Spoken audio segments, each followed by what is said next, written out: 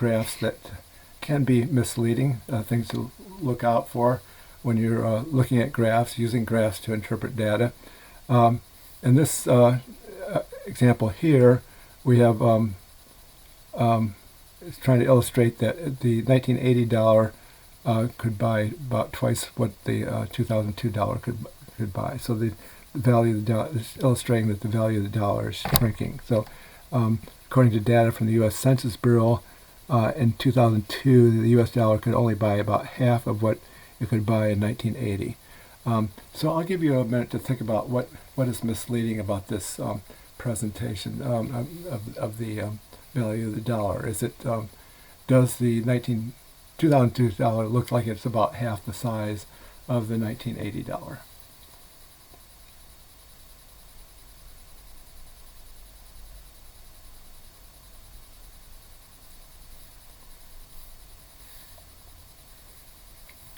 Okay, so it sort of is and it isn't. It's if you put the $1980 on top of the the $2002 rather on top of the $1980, we can see that it's half the length. It's about half the length. It's also about half the height. But the eye is drawn to area, so you can actually put 4 of these smaller dollars on top of the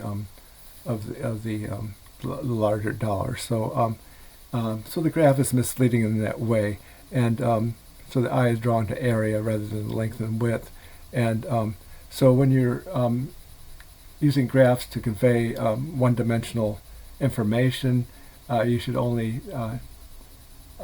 adjust the graph in one direction, not in 2 different directions. Otherwise, it can be misleading. Okay, here's another example of a misleading graph. This is also has to do with about the shrinking value of the dollar.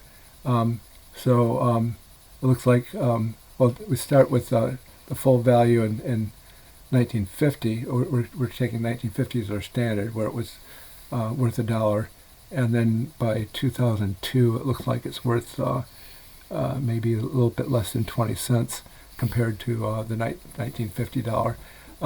So in this graph, it looks like the value of the dollar declined very steeply in the 1950s, 60s, 70s, 80s, and then after 1990, it looks like it sort of leveled out a little bit. So anyway, I'll give you a minute to think about what might be misleading about this graph.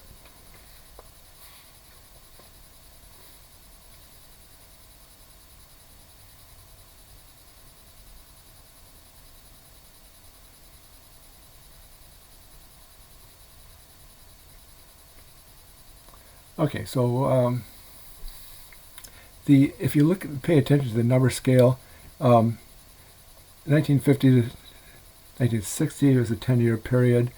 1960 to 70 10-year period. 1970 to 1980 10-year period. 1980 to 1990 10 years. 1990 to 2000 10 years. But then it starts going every 1 year. So they went from 2000 to 2001, then to 2002. So it may have leveled out some, but it probably not as much as it looks like would appear to be from the graph, because they changed the scale over here at the right end. So if everything else is equal, $1 is going to go down more over a 10-year period than it is over a 1-year period. So the graph is, because of the scale, is they changed the number scale toward the end. The graph is misleading in that way. Okay, so go to another example. This example is even worse. It's actually the same graph as the other one, except for the labeling. It's actually exactly the same graph. So this graph is even worse because we have some numbers on the side here. We don't know what there are.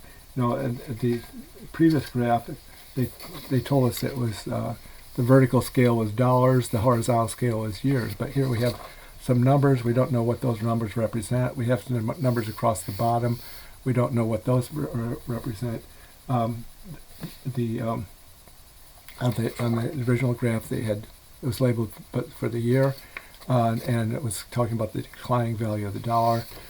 Here we have it's labeled Series 3, and who knows what that means. This example, I just when I originally entered the data into Excel, I didn't supply the labels, and if you don't supply the labels, Excel makes up its own labels, and this is what they came up with. So anyway, this is has some of the same issues, but it's not clearly labeled, so it's even sort of a worse graph. Another example, we have two graphs, and this is also about the shrinking dollar. And if you look at the compare 2010 to 1980, in the first graph, it looks like the bar for 2010 looks like it's maybe maybe 1/10 of the height of the value for 1980. But if on the second graph, it looked like it's closer to half of the height, maybe a little bit less than half the height of the bar for 1980.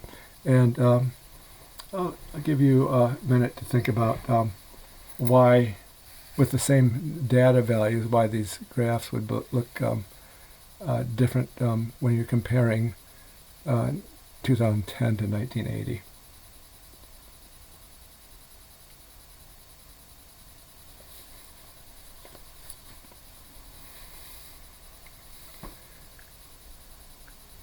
Okay, so one thing to notice here is that the second graph, the scale starts at 0, whereas in the first graph, the scale looks like it starts at about 30 cents. So this, for 2010, it's 40 cents.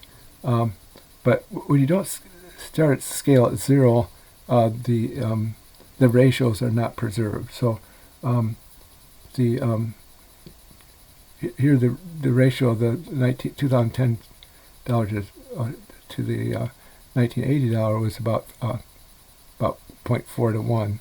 So it's 40% of the and the size of the bar looks like it's 40% of the size of the bar for 1980. But here it's 40%, but they don't show the from 0 to 30%. So